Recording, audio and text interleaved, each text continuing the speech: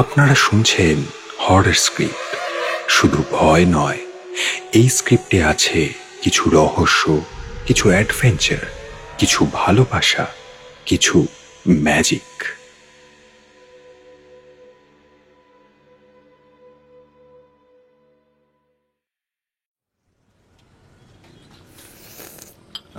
কি মশাই, বাঙালি নাকি?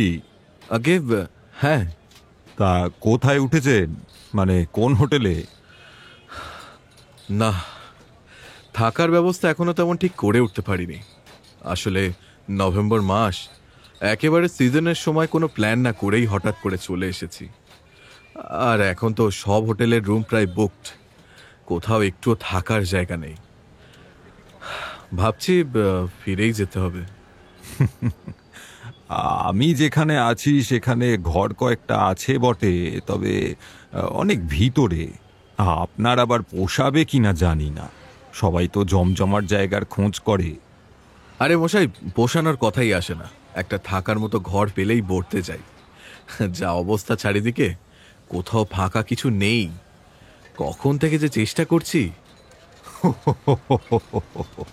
চলুন তবে, যেতে যেতেই বাকি কথা হোক। বাই দ্য ওয়ে, আমি সুজিত রায়, কলকাতার গড়িয়া থেকে এসেছি কদিন হলো। এখানে কিছুদিন নির্জনে কাটাবো বলে, তাই কোলাহল থেকে দূরে একটা আস্তানা খুঁজে নিয়েছি। দেখুন আপনার পছন্দ হয় কিনা। তা আপনি কোথায় থাকেন? আমি রিপন চ্যাটার্জি, পাইকপাড়ায় থাকি। আচ্ছা চলুন, এগোনো যাক। তা এখানে কি কোনো কাজে, না নিতান্তই হাওয়া বদল? না না, ব্যবসার কাজে শিলিগুড়িতে এসেছি দুদিন আগেই। কাজ দুদিনেই মিটে যেতে মনে মনে ভাবলাম একবার কালিম্পংয়ে ঘুরে এলে ভালো হয়। কাজের জন্য কোথাও সেরকমভাবে ঘুরতে যাওয়ার সুযোগ আর হয় কই। ব্যবসার কাজে প্রায় নানান জায়গাতেই যেতে হয়, তবে সেটা শুধুই কাজের জন্য, বেড়ানো আর হয় না।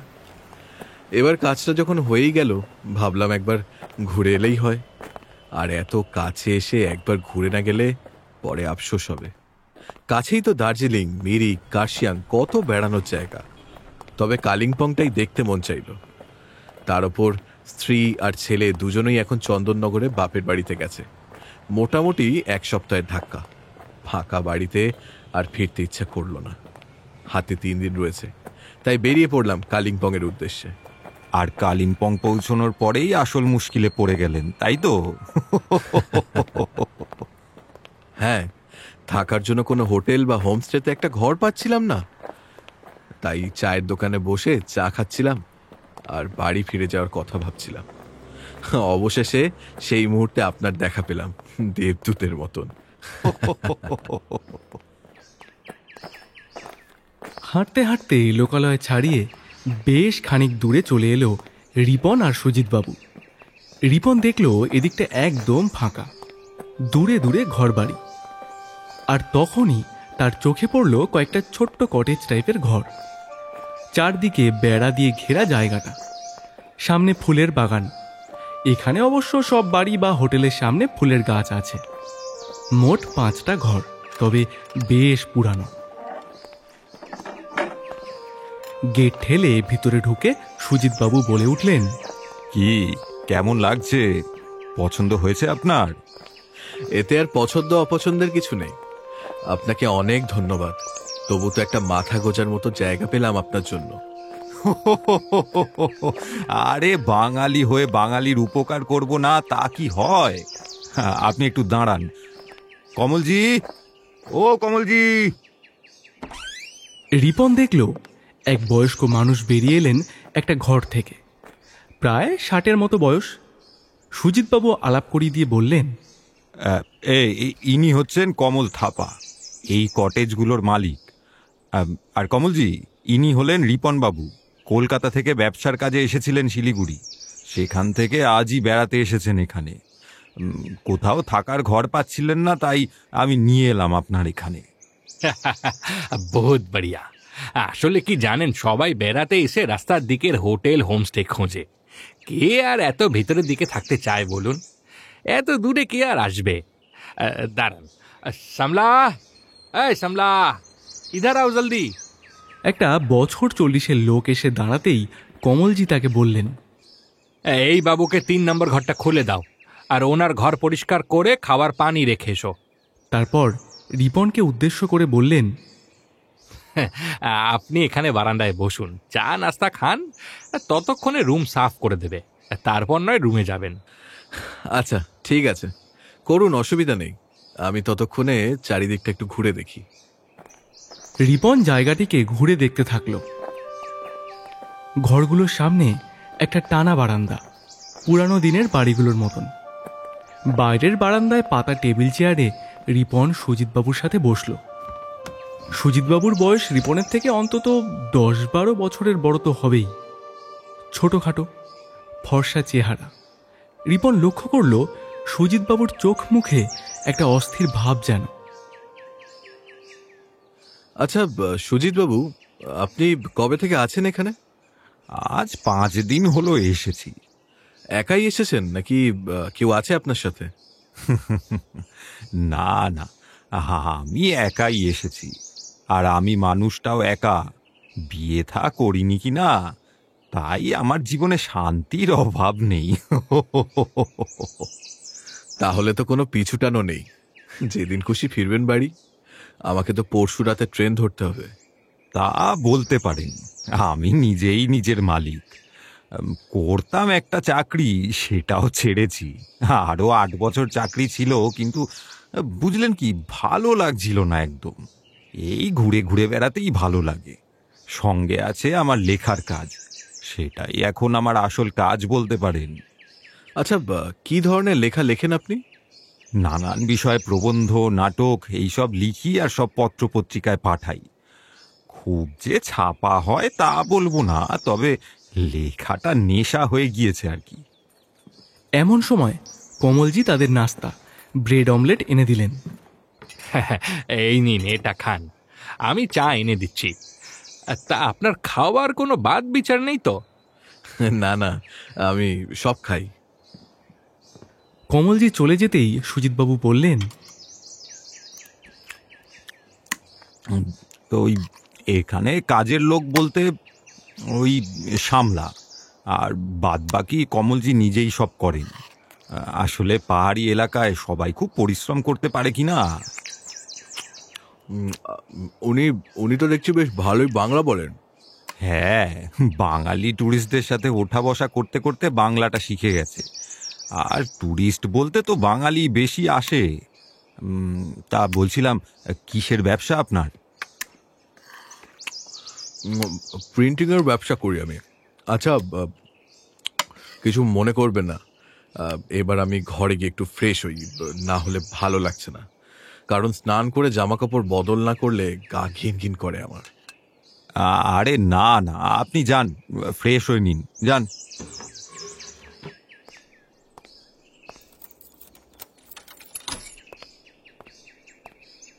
ঘরে ঢুকে জানলাটা খুলে দিতেই রিপনের চোখে পড়ল পেছন দিকের একটা ঘন জঙ্গল, যেটা তার কাঁটা দিয়ে ঘেরা রয়েছে। আর জানলার মধ্যেও তারের জাল লাগানো। না, জানলা খোলার কোনো মানেই হয় না, কারণ পিছন দিকে কিছুই দেখার নেই। রিপন জানলাটা বন্ধ করে দিল। ইতিমধ্যেই সামলা সব গুছিয়ে রেখেছে ঘরে। 2 রাতের জন্য ঠিকই আছে। ছোট্ট ঘরে একটা সিঙ্গেল খাট, দেওয়াল আলমারি, একটা টেবিল আর চেয়ার রাখা আছে, লাগোয়া একটা বাথরুম। স্নান সেরে রিপন বাইরে আসতেই দেখল সুজিতবাবু বেশ উত্তেজিত হয়ে কি সব আলোচনা করছেন কমলজির সাথে। আরে এই রকম একটা ইন্টারেস্টিং খবর শুনলে না গিয়ে কি পারা যায়? তার উপর সবার মুখ দেখে অনেক কিছু বুঝে জানুনি, তাহলে তো কথাই নেই। এক্ষুনি একবার যেতে হয় তাহলে। আমি তো যাবই দেখতে, নিজের চোখে সব দেখে আসব। তা ওই সাধু বাবা কবে থেকে আছেন এখানে? এই তো 1 সপ্তাহ হলো। তবে শুনেছি উনি এক জায়গাতে বেশি দিন থাকেন না, ঘুরে ঘুরে বেড়ান চারিদিকে। অবশ্য ভণ্ড সাধু হলে তাই করে, এক জায়গাতে বেশি দিন থাকলেই তো ঝামেলা। আপনি না জেনে কেন এমন কথা বলছেন? সে তো কারোর কাছে কিছু চায় না, পেলে খায়, না পেলে ভুকা থাকে। এমনকি মানুষের আশপাশেও সে থাকে না। ওই জঙ্গলের ভিতর তার আস্তানা করেছে, বরং সব মানুষ গিয়ে তার কাছে সাহায্য চায়। এই গুপি বাবার একটা পোষা বান্দর আছে, ওকে যা বলা হয় ও ও তাই করে। একদিন গিয়ে আমি দেখে এসেছি। আরে বাবা, তাহলে তো যেতেই হবে। তা সেই বাঁদরের কথাটা কিরকম একটু বলো তো শুনি। গুপি বাবার কাছে অনেক রকম আদমি যায় তো, ওরা তাদের অসুবিধের কথা বলে ওনাকে। একজনের ছেলের কি একটা বিমারি হয়েছিল, কিছুই খেতে পারছে না। সব জেনে উনি তো গোলুকে বললেন কি এক গাছের পাতা এনে দিতে, ওটা বেটে খেলে বিমারি সেরে যাবে। গোলু সাথে সাথেই জঙ্গলের ভিতর থেকে খুঁজে পাতা এনে দিল। সবাই তো দেখে তাজ্জব বনে গেল। তবে তো যেতেই হচ্ছে ওখানে। তারপর রিপনের দিকে তাকিয়ে বললেন, কি মশাই, যাবেন নাকি? এরকম একটা সুযোগ ছাড়া যায় না, বুঝলেন কি না? আর হয়তো সুযোগ আসবে না দেখার। এই রকম সাধুদের ভণ্ডামিগুলো একবার দেখেই আসা যাক নিজের চোখে। চলুন না, এখনই যাব। এসে না হয় লাঞ্চ করব। যদি মনে বিশ্বাস নাই থাকে তবে যাচ্ছেন কেন? আরে গিয়ে দেখি তো আগে, তারপর না হয় বিশ্বাস করার কথা ভাবা যাবে। অবশেষে রিপন যেতে রাজি হতেই সামলার নির্দেশ মতো পথে ওরা দুজনে চলতে শুরু করলো। রিপন দেখলো এই জঙ্গলটা রিপনের ঘরের পিছন দিকে, যেটা জানলা খুললেই দেখা যায়। ঘন জঙ্গলের ভিতর দিয়ে হাঁটতে বেশ কষ্ট হচ্ছে। মানুষ চলে, তবে পথটা পায়ে চলে চলে তৈরি হয়ে গেছে। চারপাশের গাছের ডালে ঘষা লেগে হাত ছড়ে যাচ্ছে যেন। এই জঙ্গলের ভিতর কোনো হিংস্র জন্তুদের বাস নেই, এটাই যা শান্তি। বেশ কিছুটা যাওয়ার পর একটা উঁচু ঢিপির মতো দেখা গেল। তার ওপর একটা বিশাল গাছের নিচে গুপি বাবার আস্তানা। গাছপালা দিয়ে ঘেরা ছোট্ট সেই কুটিরের সামনে বসে তিনি কলকেতে আগুন ভরে গাজায় টান দিচ্ছিলেন। তার কাছেই বসে আছে সেই বাঁদরটা, কি যেন একটা খাচ্ছে খুঁটে খুঁটে। একটা সাধারণ বাঁদরের মতোই দেখতে গোলুকে, তবে কান দুটো অস্বাভাবিক রকমের বড়, আর চোখ দুটো যেন জ্বলজ্বল করছিল। তাদের দিকে একবার তাকিয়েই আবার খাওয়ার দিকে মন দিল। গুপি বাবার পরনে একটা আলখাল্লা জাতীয় কিছু পোশাক আছে, মাথায় একটা পাগড়ি বাঁধা, আর গলায় কটা রুদ্রাক্ষের মালা ঝুলছে। বেশ লম্বা, গায়ের রং তামাটে, চোখ দুটো খুব উজ্জ্বল, তবে বয়সটা বোঝবার উপায় নেই। 70 বা তারও বেশি হতে পারে। তারা গিয়ে দুজনে হাত জোড় করতে তিনি তাদের বসতে বললেন। নিচে বসতে কোনো অসুবিধাই হলো না, কারণ শুকনো পাতার আসন পাতা আছে সেখানে। এবার উনি জিজ্ঞেস করলেন, বল বেটা, क्या तकलीफ है? বাবাজি, আমাদের কোনো সমস্যার জন্য তো আসিনি। আপনার এই পোষ্যর অদ্ভুত ক্ষমতার কথা শুনে একবার দেখতে এলাম, নিজের চোখে সব দেখব বলে। গোলু আমার বহুত হুঁশিয়ার, ওকে কিছু একটা বললে সাথে সাথে সেটা করে ফেলে, একটুও গলতি হয় না। লেকিন এখানে সবাই তো তার নানান সমস্যা নিয়ে আসে, আর আমি সেই সমস্যার সমাধান করবার চেষ্টা করি। গোলু হচ্ছে আমার অ্যাসিস্ট্যান্ট। না না, আমার সেরকম কোনো সমস্যা নেই। গোলুর অদ্ভুত ক্ষমতার কথা শুনে তাকে দেখতে এলাম, এই আর কি। সাধু বাবা কিছুক্ষণ এক দৃষ্টিতে সুজিত বাবুর দিকে তাকিয়ে থেকে বললেন, আপনাকে দেখে মনে হয় কোনো কিছুই আপনি সহজে মেনে নেন না, বিশ্বাস করেন না কাউকে, তাই তো? সব কিছুতেই আপনার মনের ভিতর একটা একটা অবিশ্বাস কাজ করে। এই যেমন এখন আমাকে আপনি পরীক্ষা করতে এসেছেন, তাই না?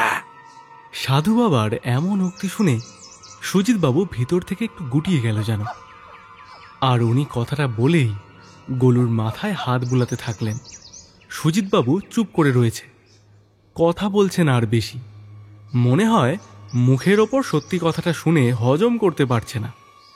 রিপন এবার অস্বস্তি কাটাতে বলে উঠল, বাবা, আমার ছেলেটা পড়াশোনায় ফাঁকি দেয় বড়। ওর কি পড়াশোনা হবে? মানে ভবিষ্যতে নিজের পায়ে দাঁড়াতে পারবে তো? বড্ড চিন্তা হয় ওর জন্য। জরুর জরুর হবে, অনেক ভালো লড়কা হবে তোমার বেটা, একদম চিন্তা করবে না। সুজিত এবারে রিপনের কানে ফিসফিস স্বরে বললেন, তা আমাদের তো একবার পরীক্ষা করতে হয় গোলুকে, কি বলেন রিপন বাবু? রিপন সুজিতবাবুর কথায় কোনো উত্তর না দিয়ে চুপ করে থাকল।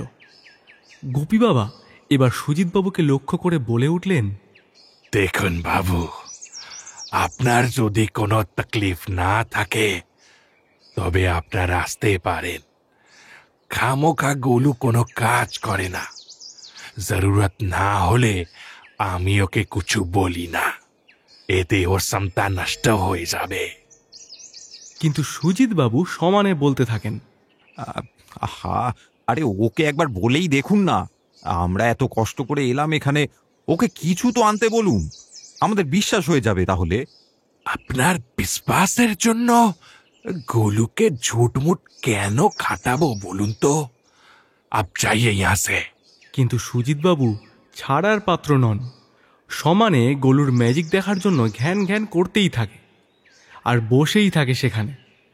এবার সাধু বাবা বিরক্ত হয়ে বললেন, আপনার জরুরত তো আপনিই বলুন ওকে, আমি বলবো না। ঝুটমুট ঝামেলা করছেন আপনি। গোপী বাবার কথা শুনে সুজিতবাবু গোলুকে বলে উঠলেন,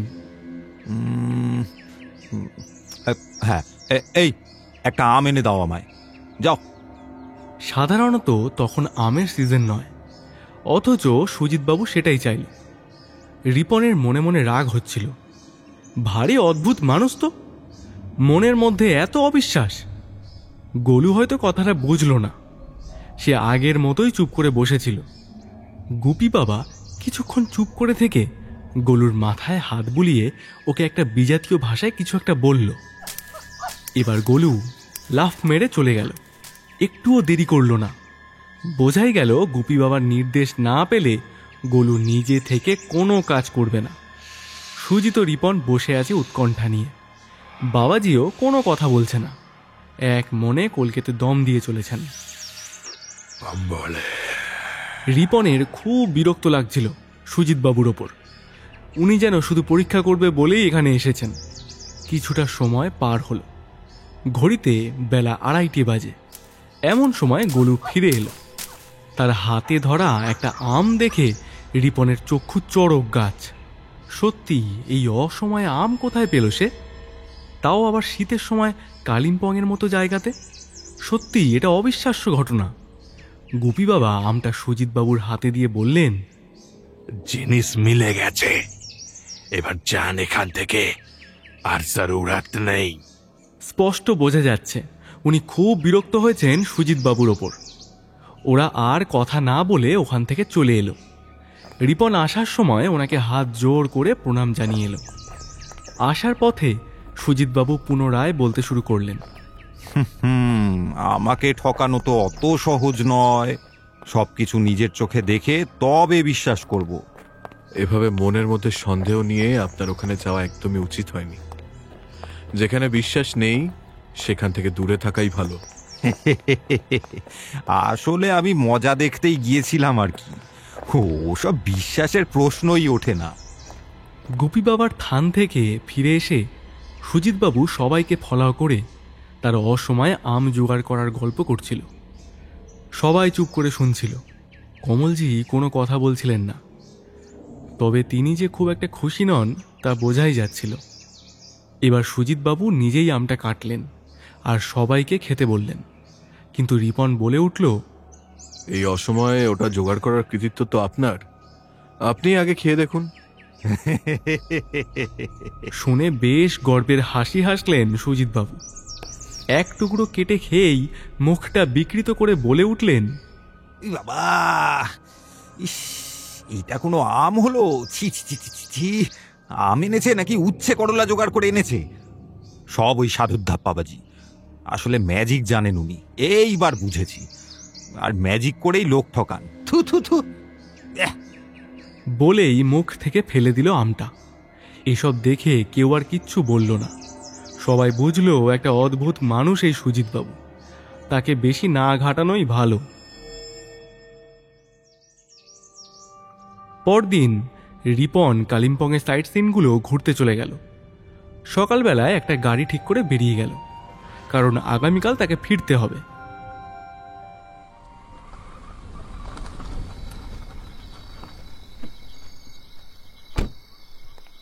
রিপন সন্ধ্যার পরে কটেজে ফিরে আসতেই খুব খারাপ খবর শুনল সামলার কাছ থেকে। গুপি বাবার বান্দরটাকে কোনাকে মার ডালা। সে কি? কে মারলো? पता नहीं बाबू, কিছুই তো বোঝা যাচ্ছে না। कौन जाने बाबू, कुछ समझ नहीं आ रहा है। কেউ দুটো কেলা খেতে দিয়েছিল বান্দরটাকে। সে তো আর জানতো না তার মধ্যে জেহের মিশানো ছিল। ওই কেলা দুটো খেয়েই গোলু ফিনিশ হয়ে গেল। আর আর সাধু বাবা খুব কষ্ট পেয়েছেন এর জন্য। সে আর এখানে থাকবে না, চলে যাবেন বলছেন। 7 সাল ধরে গোলু ওনার সাথে ছিল, নিজের ছেলের মতোই দেখতেন তাকে। খবরটা শুনে রিপনের মনটা বেশ খারাপ হয়ে গেল। সে চুপচাপ নিজের ঘরে চলে গেল।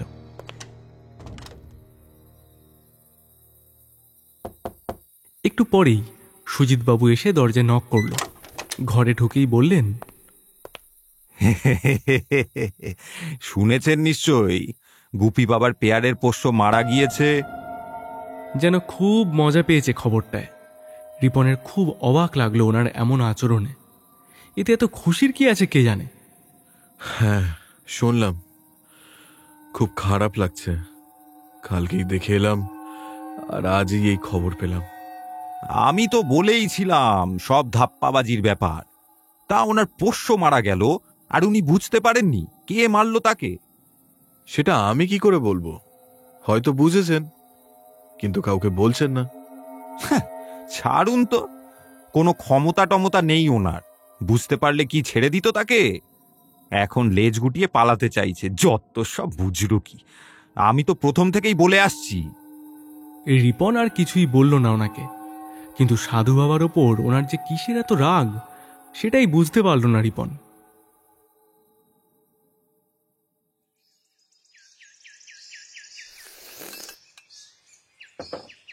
পরদিন সকালে চা খেয়ে রিপন একাই চলে গেল সাধুজির ওখানে। গিয়ে দেখল উনি খুব দুঃখিত মুখ করে বসে আছেন। আরও 2-4 জন বসে আছেন ওনার সামনে। সবাই বেশ মুষড়ে পড়েছে, বোঝাই যাচ্ছে। একটু দূরে মাটিতে গর্ত করে গোলুকে কবর দেওয়া হয়েছে।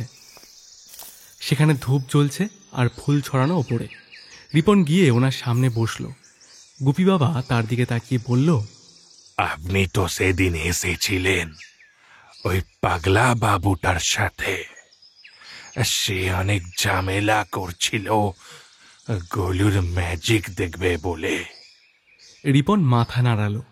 উনি আবার বললেন, আমার গোলু কার কি ক্ষতি করেছিল জানি না, যে ওকে জেহের খাইয়ে মারতে হলো। মানুষের থেকে খারাপ আর কুছ নেই হে। একটা জানোয়ারকে খুন করতে হলো অকারণে। আপনি কি জানতে পেরেছেন কে মারলো গোলুকে? নেই নেই বাবুজি, দুটো কেলা পড়েছিল এই পাশে। কখন গিয়ে গোলু খেয়ে নিল সেটা, কে কখন ফেলে রেখে গেছে কুছ পাতা নেই। দিনের বেলায় কত আদমি তো আসে এখানে, কে আর খেয়াল রাখছে। রিপন ওনাকে সান্ত্বনা জানিয়ে আসার সময় গুপি বাবা দুঃখিত হয়ে বললেন, গোলু আমার বেটার মতো ছিল। আমি এখানে থাকবো না, চলে যাব বহু দূরে।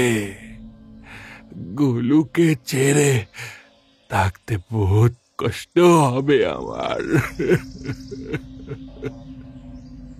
রিপন মাথা নিচু করে ওখান থেকে চলে এলো। ওরও খুব খারাপ লাগছিল। কটেজে ফিরতেই সুজিতবাবুর মুখোমুখি হলো সে। রিপনকে দেখতে পেয়েই তিনি জিজ্ঞাসা করলেন, এই কি ব্যাপার, সকাল সকাল কোথায় গিয়েছিলেন? এই তো গোপী বাবার ওখান থেকে ঘুরে এলাম একটু। ও বাবা, কেন গোলু মারা যাওয়ার জন্য সান্ত্বনা জানাতে গিয়েছিলেন নাকি? ওনার গলায় শ্লেষ যেন ঝরে পড়ছে। রিপনের ভালো লাগলো না কথাটা শুনে। সে বিরক্ত হয়ে বলল, আরে মশাই, একটা খারাপ লাগা তো আছেই। নিরীহ বাঁদরটা কার যে কি ক্ষতি করেছিল কে জানে। রিপনের কথা শুনে সুজিতবাবু কিছু বলতে যাচ্ছিল, এমন সময় কমলজি এসে বললেন, রিপন বাবু, আপনি ওখানে গেছেন তো ভালোই করেছেন। গোলু ওনার কাছে নিজের সন্তানের মতন ছিল। একটা নিরীহ জানোয়ারকে মেরে কার কি লাভ হলো জানি না, খুব খারাপ লাগছে। ছাড়ুন তো এসব, আমার ব্রেকফাস্টটা দিন, খুব খিদে পেয়েছে আমার। সুজিতবাবুর কথা শুনে বোঝা গেল উনি এসব কথা এড়িয়ে যেতে চাইছেন। কমলজি আর কিছু না বলে কিচেনে চলে গেল। পরদিন রাতে রিপনের ফেরার ট্রেন কোনো কারণে ক্যান্সেল হয়েছে। ফেরার জন্য 2 দিন বাদে টিকিট পেল ট্রেনের। তার মানে আরও 2 রাত বেশি থাকতে হবে। রিপন তার বউ সাথীকে ফোন করে সব জানিয়ে দিল।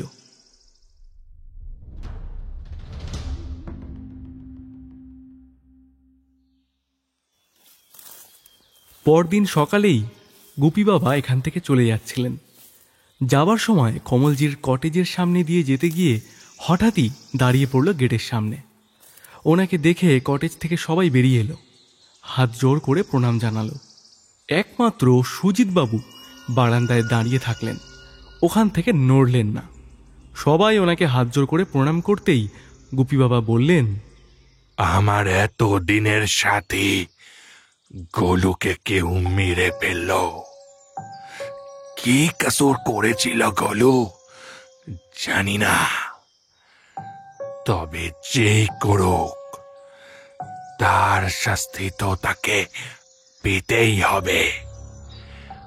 গোলুর আত্মা তাকে ছাড়বে না, কিছুতেই না। আমি চলে যাচ্ছি এখান থেকে, কিন্তু যে দুশ্মনী করলো তার ভালো হবে না কখনো। রিপন লক্ষ্য করছিল সাধু বাবা কথাগুলো সোজা বারান্দায় দাঁড়ানো সুজিতবাবুর দিকে তাকিয়ে বলছিল, অন্য কারোর দিকে নয়। রিপনের বেশ আশ্চর্য লাগছিল ব্যাপারটা। উনি সুজিতবাবুর দিকে তাকিয়ে কেন কথাগুলো বলছিল? আর বলবার সময় ওনার চোখ দুটো যেন জ্বলছিল অঙ্গারের মতো। সাধু বাবা চলে যেতেই রিপন বারান্দায় উঠে এলো। দেখল সুজিতবাবু পাংশু মুখে দাঁড়িয়ে আছে, মুখে ভয়ের ছাপ। সুজিতবাবু কাঁপা কাঁপা গলায় বলে উঠলেন, দেখলেন দেখলেন সাধু বাবার কাণ্ড, কিরকম অভিশাপ দিয়ে গেল। তার গোলুর আত্মা নাকি প্রতিশোধ নেবে। ভালোই বলেছে, একটা বাঁদর নাকি তার মৃত্যুর শোধ নেবে। আপনারা চিন্তা কিসের? আপনি তো আর গোলুকে মারেননি। হ্যাঁ, আরে না না, আমি কেন ওকে মারবো? আমার স্বার্থটাই বা কি এতে? তাহলে তো ভয় পাচ্ছেন কেন? বলেই রিপন তার ঘরে গেল।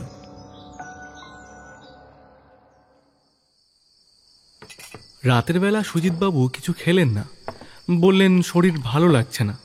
কমলজিকে বললেন, কমলজি, কিছু খাবো না বুঝলেন, শুধু একটু কলা থাকলে তাই দেবেন, তাই খাবো আমি। শুধু কেলা খাবেন? ঠিক আছে। কমলজি 4খানা কলা দিতেই তাই খেয়ে শুয়ে পড়ল সুজিতবাবু। রাত তখন কত কে জানে। হঠাৎই রিপনের মনে হলো কে যেন দরজায় ঠক ঠক করছে। ঘুম জড়ানো চোখে দরজা খুলেই রিপন দেখতে পেল সুজিতবাবু দাঁড়িয়ে আছেন। এ কি সুজিত বাবু, আপনি এত রাতে? কি হয়েছে? আমার শরীরের ভিতর খুব কষ্ট হচ্ছে, ঠিক বোঝাতে পারবো না। হঠাৎ কেন এরকম শুরু হলো তা কে জানে। ওনার গলাটা অন্যরকম লাগছিল রিপনের। আপনি বরং কমলজিকে ডেকে বলুন কোনো ডাক্তার ডাকতে। এভাবে রাতের বেলা ফেলে রাখা ঠিক নয়। কি থেকে কি হয়ে যাবে। না না, ঠিক সেরকম নয়। ডাক্তার ডাকতে হবে না। আসলে কিরকম একটা অস্বস্তিকর ব্যাপার যেন হচ্ছে শরীরের ভিতর। দেখি ঘুমালে হয়তো ঠিক হয়ে যাবে। একটু একটু দাঁড়ান। এই বলেই রিপন বাইরের আলোটা জ্বালালো আর কিরকম চমকে উঠল ওনাকে দেখে। ওনার মুখটা কেমন যেন বদলে গেছে, অদ্ভুত লাগছে দেখতে। সারা গায়ে বড় বড় সোনালি লোম গজিয়েছে। এত লোম তো ছিল না, আর কান দুটো ঝুলে রয়েছে যেন। রিপন দেখেই ঘাবড়ে গেল। এরকম লাগছে কেন ওনাকে? কিছুক্ষণ আগেও তো ঠিকই ছিল। কিন্তু কি বলবে বুঝতে না পেরে বলল, এ কি? আপনি আপনি একটা কাজ করুন, আপনি চুপচাপ বিছানায় শুয়ে থাকুন, উঠবেন না। শরীরটা খারাপ লাগছে তো, সেই জন্যই বললাম সকাল হলে কোনো একটা ব্যবস্থা করা যাবে। আপনি যান, আপনি এখন ঘরে গিয়ে একটু শুন, যান। রিপনের কথাটি শেষ করার আগেই সুজিতবাবু হঠাৎ এক লাফ মেরে চলে গেলেন ওনার ঘরে। রিপন হাঁ করে দাঁড়িয়ে থাকলো। আরে এ কি স্ট্রেঞ্জ! পাশের ঘরে এক টানা লাফালাফির শব্দে রিপনের ঘুম উড়ে গেল। কিছুটা ভয়ও লাগলো ওর। তাও মন শক্ত করে একটু বিরক্তি দেখিয়ে সে বলল, আরে আচ্ছা, মুশকিল তো। ভদ্রলোকের কি এত রাতে মাথা খারাপ হয়ে গেল? এই সুজিতবাবু, সুজিতবাবু, এই লাফাচ্ছেন কেন এত রাতে? শুয়ে পড়ুন, রাত হয়েছে তো। এপাশ ওপাশ করেই কেটে গেল সারা রাত রিপনের।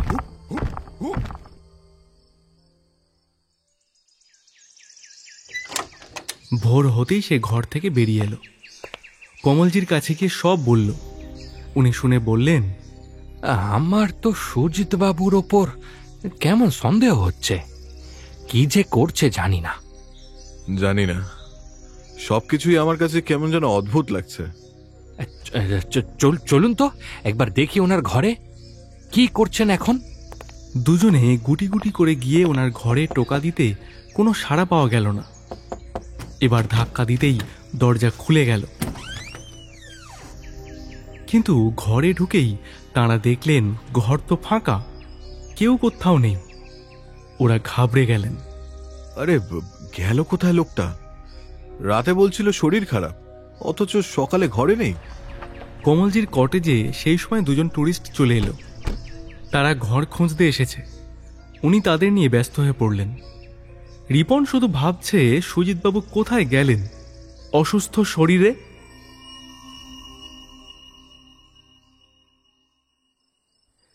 দিন গড়িয়ে রাত এলো। রিপন নিজের মতো ঘুরে ফিরে সন্ধ্যের সময় ঘরে চলে এলো। এসে শুনল তখনও সুজিতবাবু ফেরেননি। শামলার সাথে দেখা হতে জানালো, मैंने सुना कि সুজিত বাবু ওই গুপি বাবার পরিত্যক্ত আশ্রমে কাটিয়েছেন সারা দিন। তুমি জানলে কি করে? ऐसा है कि আমার চেনা দুজন কাঠুরিয়া জঙ্গলের ভিতর গিয়েছিল। তারা ফিরে এসে আমায় বলেছে উনি নাকি ওখানে সমানে লাফালাফি করছেন, ঠিক বাঁদরের মতো। আর গোলুর কবর যেখানে, ওর উপর শুয়ে গড়াগড়িও খাচ্ছিলেন। শুনে অদ্ভুত লাগলো রিপনের। এসব যা হচ্ছে তার বোঝার ক্ষমতার বাইরে। রাতে আজ বেশ ঠান্ডা পড়েছে। সবাই যে যার ঘরে তাড়াতাড়ি খেয়ে শুয়ে পড়েছে। রিপনের হঠাৎই মনে হলো তার পাশের ঘরে কিরকম একটা অদ্ভুত আওয়াজ হচ্ছে। কেউ যেন সমানে লাফালাফি করে যাচ্ছে। রিপন ঘর থেকে না বেরিয়ে কমলজিকে ফোন করে জানতে চাইল। হ্যালো কমলজি, সুজিত বাবুর ঘর থেকে অনেক আওয়াজ আসছে। উনি কি ফিরে এসেছেন? আমরা তো ওনাকে আসতে দেখিনি, আর উনিও দেখা করেননি আমাদের সাথে। কোনো খাবারও খাননি। বুঝতে পারছি না ব্যাপারটা।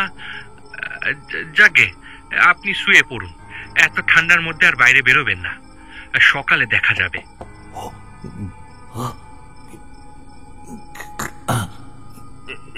রিপন বাবু।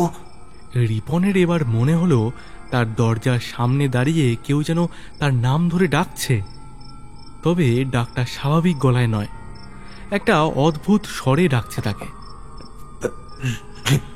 রিপন বাবু, রিপন বাবু।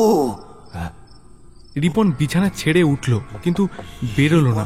বাবু, কিরকম গা ছমছম করছে, বেশ ভয়ও লাগছে। এরকম পরিবেশে ওই গলার স্বর একেবারেই স্বাভাবিক নয়। সমানে তাকে ডেকে চলেছে, সাথে দরজায় ঠক ঠক শব্দ করছে। রিপন বাবু। রিপন কান চেপে শুয়ে পড়ল। কোনো মতেই সে আজ বাইরে যাবে না, যা হবে কাল সকালেই দেখা যাবে। কখন যে রিপন ঘুমিয়ে পড়েছিল তার হুঁশ ছিল না। হঠাৎ ঘুমের মধ্যেই রিপন একবার ভয়ঙ্কর একটা চিৎকার শুনল মনে হলো। তারপর সব আবার চুপচাপ। রাতটা কোনো রকমে কেটে গেল। সকালে উঠেই সবাই মিলে সুজিতবাবুর খোঁজে ওনার ঘরের দরজা ধাক্কা মারতে লাগলো, কিন্তু দরজা ভিতর থেকে বন্ধ। কাল রাতের বেলায় একটা বান্দরকে সুজিত সাহেবের দরজার কাছে বসে থাকতে দেখেছি, আর বান্দরটাকে দেখতে একদম গোলুর মতন লাগছিল। সেই বান্দরটা লাফ দিয়ে ভিতরে চলে গেল। আর সব থেকে আশ্চর্য কি বাত হলো, তখন দরজা বিলকুল বন্ধ ছিল।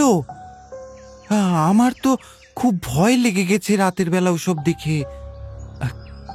কত রাত তখন? আধি রাত তো জরুর হোগা। আবার দরজা ধাক্কাধাক্কি করা হলো, কিন্তু কারোর কোনো সাড়া নেই। ভয় পেয়ে কমলজি পুলিশকে ফোন করলেন।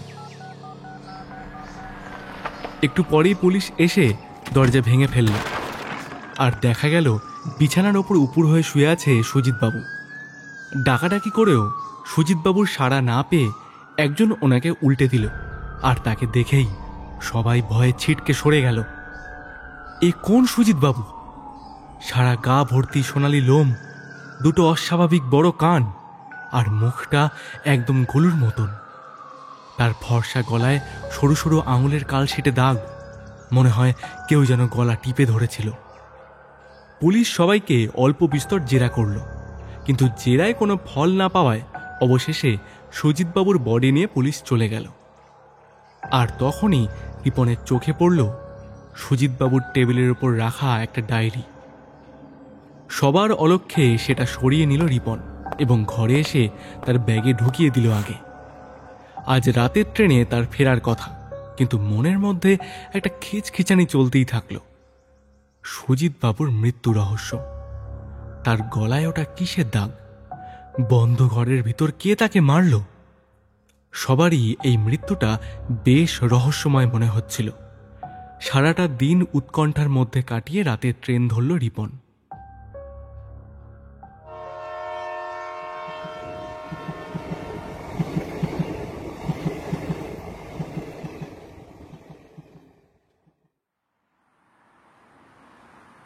বাড়ি ফিরেই একটু ফ্রেশ হয়ে ডায়েরিটা নিয়ে বসল রিপন।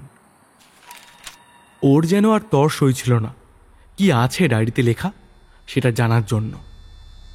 রিপনের বউ ছেলে আজ বিকালে ফিরবে চন্দননগর থেকে, তার আগেই ডায়েরিটা পড়ে ফেলবে। রিপন ডায়েরির পাতা উল্টালো। রিপন বাবুর সাথে গুপি বাবার ওখানে গেলাম, আর গোলুর আশ্চর্য ক্ষমতা দেখে অবাক হয়ে গেলাম। একটা বাঁদরের এরকম ক্ষমতা আগে তো কোনোদিন দেখিনি। যে যা বলছে গোলু তাই পালন করছে। আমি আম আনতে বললাম, কারণ এখন আমের সিজন নয়, নিশ্চয়ই গোলু সেটা আনতে পারবে না। এই বিশ্বাস করেই সেটা জেনে শুনেই বলেছিলাম আমি। কিন্তু কি আশ্চর্য, গোলু ঠিক জোগাড় করে আনলো আমটা। যদিও অফ সিজনের আম বলে তেতো লাগছিল, কিন্তু আম তো বটেই।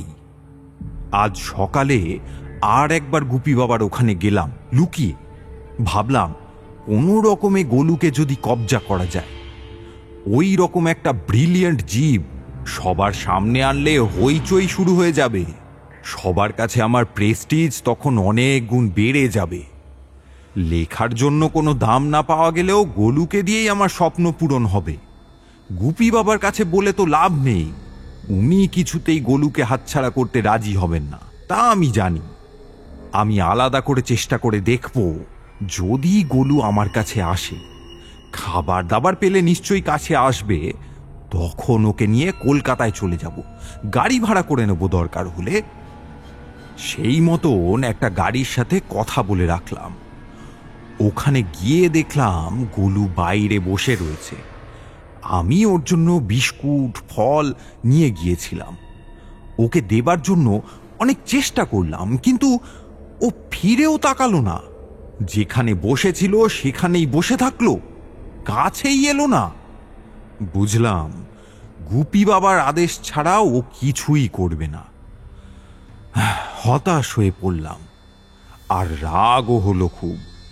মনে মনে ভাবলাম, গোলুকে যখন নিয়ে যেতেই পারবো না, তখন ওকে গুপি বাবার কাছেও থাকতে দেব না। গোলুকে মেরে ফেলার মতলব করলাম। একটা বিষ কিনে দুটো কলার সাথে মিশিয়ে দিলাম। তারপর এক ফাঁকে গিয়ে গুপি বাবার আশ্রমে কলা দুটো রেখে আসলাম এক ধার করে। আমার হাত থেকে তো গোলু কিছু নিল না, দেখা যাক এগুলো খায় কিনা। অনেক লোকজন আসছিল, তাই আমি সরে এলাম ওখান থেকে চুপচাপ। একটু পরেই খবর পেলাম গোলু মরে গেছে। আমার তো বেশ আনন্দ হলো শুনে। যাক, একটা কাজের কাজ হয়েছে। আমি যদি গোলুকে না পাই, তবে গোলুরও বেঁচে থাকার কোনো অধিকার নেই। আজ গুপি বাবা এসেছিল। তাঁর পোষ্যর মৃত্যুতে খুব আঘাত পেয়েছেন। বললেন চলে যাচ্ছেন এখান থেকে। যাবার সময় অভিশাপ দিয়ে গেলেন, গোলু নাকি তার মৃত্যুর শোধ নেবে। শুনে হাসি পেল। দেখা যাক একটা বাঁদরের কত ক্ষমতা। আমার শরীরটা কেমন যেন করছে, ঠিক বুঝতে পারছি না। সারা গায়ে সোনালি লোমে ভরে যাচ্ছে। এত এত লোম গজালো কেন হঠাৎ, তা কে জানে। কোনো খাবার দেখলে খেতেও ইচ্ছে করছে না, শুধু শুধু কলা খেতে ইচ্ছে করছে। এমন কেন হচ্ছে জানি না। এখানেই ডায়েরির লেখা শেষ, আর কোনো লেখা নেই। ডায়েরির পাতাগুলো এরপর একদম ফাঁকা। রিপন বুঝল গোলুর মৃত্যুর জন্য সুজিত বাবুই দায়ী। তিনিই মেরে ফেলেছিল গোলুকে। কিন্তু সুজিত বাবুকে মারলো কে?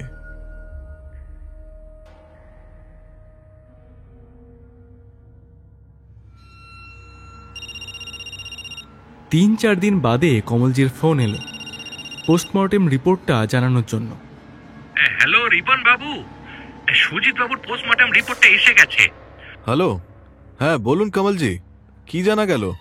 কেউ গলা টিপে মেরে ফেলেছে সুজিত বাবুকে, তবে সেটা কোনো মানুষের হাত ছিল না, বাঁদর বা হনুমান জাতীয় পশুর কোনো হাত। জানি কমলজি, আপনি হয়তো বিশ্বাস করবেন না, ওটা গোলুরই হাত ছিল। তার মৃত্যুর প্রতিশোধ নিয়েছে সে নিজে। সুজিত বাবুকে গলা টিপে মেরেছে সেই রাতে। সাধু বাবার কথা মতো গোলুর আত্মা তার মৃত্যুর প্রতিশোধ নিয়েছে।